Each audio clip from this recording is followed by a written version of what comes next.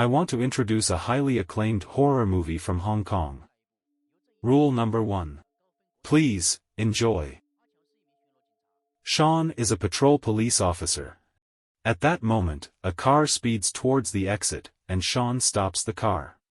Because the man is not wearing a seatbelt while driving, Sean issues him a ticket. As the man is about to leave, Sean suddenly notices that the car's trunk is oozing blood.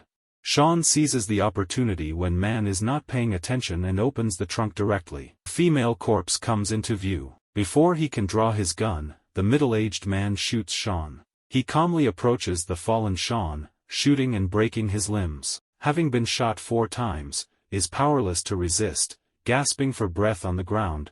At this moment, the car's trunk opens by itself, and the female corpse inside sits up, tearing open her throat. The man is frightened. Sean, seizing the chance, picks up the gun and shoots and kills the man. He is severely wounded and falls into a state of unconsciousness. 49 days later, Sean finally woke up. He found out from his superiors that the person he had killed was, surprisingly, a serial killer. His act of killing the perpetrator turned out to be a commendable deed. However, in his report, Sean insisted that he saw the female corpse sitting up on her own from the trunk. Even though his superiors repeatedly hinted that he should alter it, Sean persisted that what he saw was accurately reflected in the report. Citing his post-traumatic stress disorder as a reason, they transferred him to the miscellaneous department. He found that, rather than an office, it looked more like a rundown warehouse. Shortly after joining the miscellaneous department, he received a case involving reported haunting at a swimming pool. When Sean arrived at the swimming pool, he sensed an eerie atmosphere. While inspecting the area, a long-haired little girl appeared by the poolside. When he turned around, there was nothing there. Sean felt something. It turned out the old man he encountered was the caretaker, who informed Sean that strange crying sounds had been heard every night since an 8-year-old girl drowned in the pool last month. Despite being skeptical about ghosts, Sean began searching for clues. In the water supply room, a man suddenly appeared behind him. This man was Ekin, the head of the miscellaneous department. Ekin instructed Sean to check the water filter. As Sean reached in, he pulled out a long strand of hair. It turned out that the crying sounds resembling a girl were caused by hair clogging the water filter. Ekin then shared the first rule of the miscellaneous department with Sean: remember, there are no ghosts in this world. The next day, Sean and Ekin received another case and arrived at a nursing home. The caregiver informed them that the elderly lady in bed 4, who was a TV enthusiast, had passed away 3 days ago. Since then, the TV in her room would turn on and off by itself, which was quite frightening. Ekin along with the caregiver went outside to check the switches.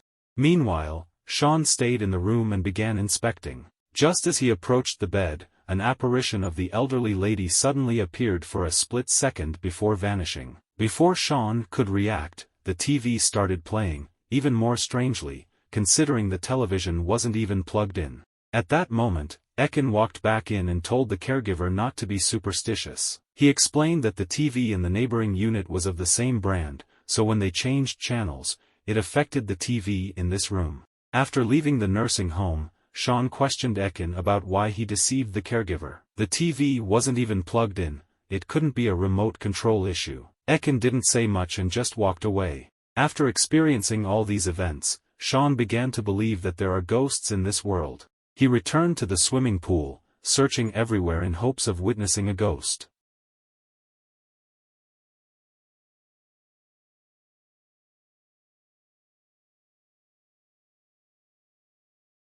Finally convinced that there are indeed spirits, Sean returned home in a daze.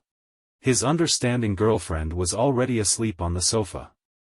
Exhausted, Sean fell into her embrace. At that moment, his girlfriend whispered in his ear, "There are more than just the two of us in this room now." Startled, Sean thought the house was haunted too. Quickly, his girlfriend clarified, "I'm pregnant."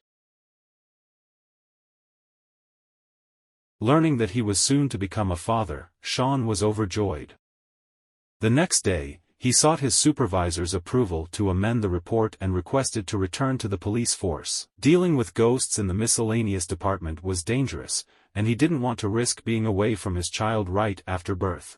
Ekin arrived at that moment, submitting his resignation with great enthusiasm. It turned out Ekin had been working in the miscellaneous department for 15 years. The nature of his job had led to his divorce. With Sean's arrival, Ekin finally found a successor, allowing him to leave the miscellaneous department and start anew with his ex-wife. Sean's wish to return to the police force fell through, so he had to continue working. They received another case and went to investigate at an abandoned cinema. As soon as Ekin entered, he started talking to the caretaker, advising him to move away. However, the caretaker stubbornly refused, determined to coexist or perish with the abandoned cinema. During their investigation, a real estate agent found Sean, claiming to have reported the incident. The cinema was scheduled for demolition, but construction workers kept seeing strange things. Then she asked Sean, "Who is your colleague talking to?"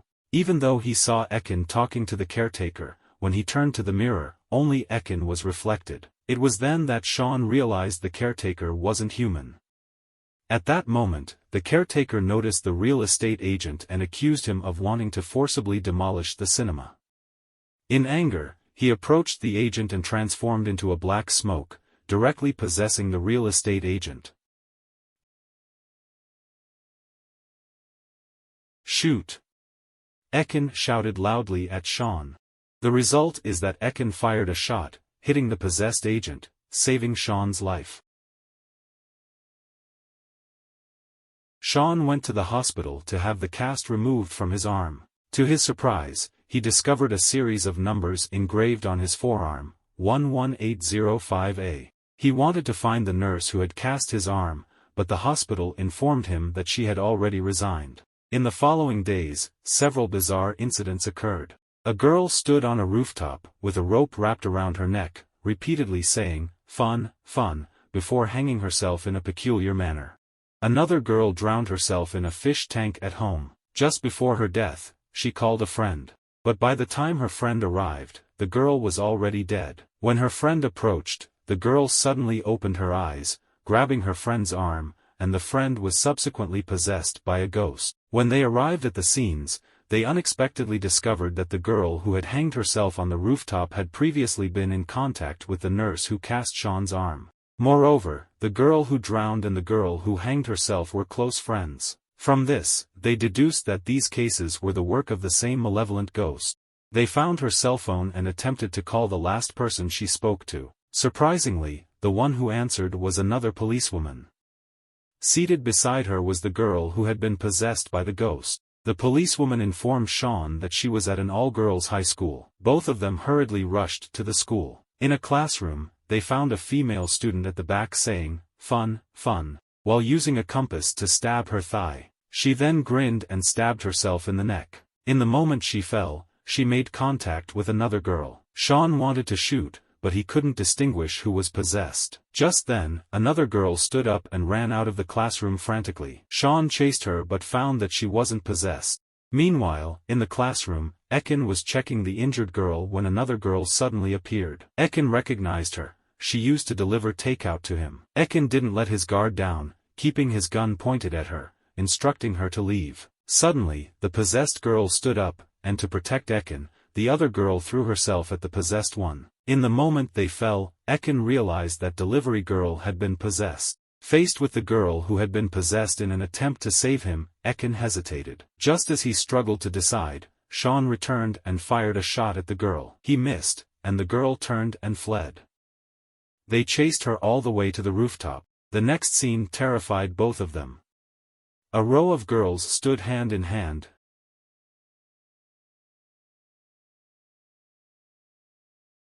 their hair bound together. Among them was the takeout delivery girl, standing at the edge of the rooftop. She gazed down into the seemingly bottomless void,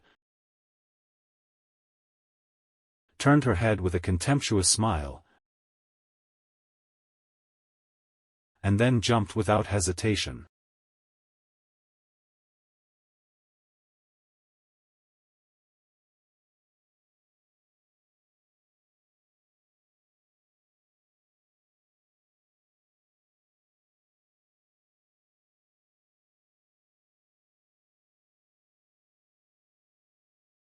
female officer arrived, but she was immediately grabbed by one of the girls and possessed. After killing a colleague and seizing a police car, she fled the scene. Sean quickly chased after her. The female officer deliberately parked the car on the side of the road. Subsequently, she killed a pedestrian. While Sean was checking on the injured person, the female officer used her gun to press against his head. At that moment, Sean's phone rang, and the female officer instructed him to answer it. On the phone, a colleague informed Sean that he had discovered the number 11805A was a ticket number, and Sean was the one who issued the ticket.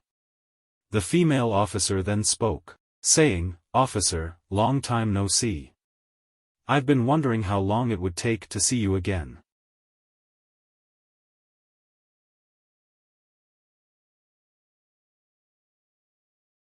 I could have killed you in the hospital after taking over that nurse's body, but then I realized there are so many fun things to do after death. So, I wanted to play a bit longer. Finish all the games I didn't get to play before I died. How about possessing your body? Play with you until you die. Don't worry, it won't be that quick. I'll playing with you slowly." While the female officer was arrogantly taunting Sean, he seized the opportunity to grab her gun. Just as this happened, 2 patrol officers rushed over. They immediately subdued him on the ground. The possessed female officer, in a carefree manner, left the scene. After clarifying the misunderstanding, Sean hurriedly went home. He was afraid that the malevolent ghost might harm his girlfriend. As he entered the house and pushed the door open, the movie presented a dual ending. Sean returned home to find his girlfriend unharmed, but unfortunately, another colleague from the miscellaneous department had been killed. The malevolent ghost left a handprint and invited them to meet at the warehouse. The next day, which was supposed to be Ekin's last day on the job, he couldn't get over the guilt of the girl who died tragically trying to save him. So, he and Sean went to the warehouse together. In the warehouse, the two made a pact: whoever enters, they will shoot. However, the first person to enter was Ekin's ex-wife. Sean wanted to shoot, but Ekin didn't want his loved one to be killed. He asked Sean for 3 minutes and danced the last dance with his ex-wife. At the end of the dance, she suddenly hugged Ekin tightly and slowly fell to the ground. When Ekin turned around again, he was possessed by the malevolent ghost. Using his last bit of sanity, he yelled at Sean to shoot. With no other choice, after a gunshot, Ekin forever fell to the ground. The next day, Sean became the head of the miscellaneous department, and everything that happened was reported by Sean. Returning home, Sean looked at the decaying plants and his girlfriend lying on the bed. He walked over, kissed his girlfriend, and then remembered the truth of the events. This is the second ending, and also the true ending. That day, Sean discovered the body of the female police officer lying in the bathtub.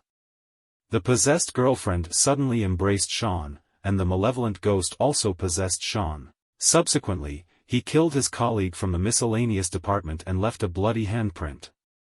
When he and Ekin arrived at the warehouse, he directly shot and killed Ekin. After recalling all this, he pressed the cigarette butt on the back of Sean's girlfriend, slowly extinguishing it. The girlfriend, who was just a shell, shed tears of pain. Ekin's ex-wife had never been to the warehouse. In the end, Ekin's ex-wife left the city by boat, while the ghost of Ekin stayed behind, constantly following her, gazing at his beloved.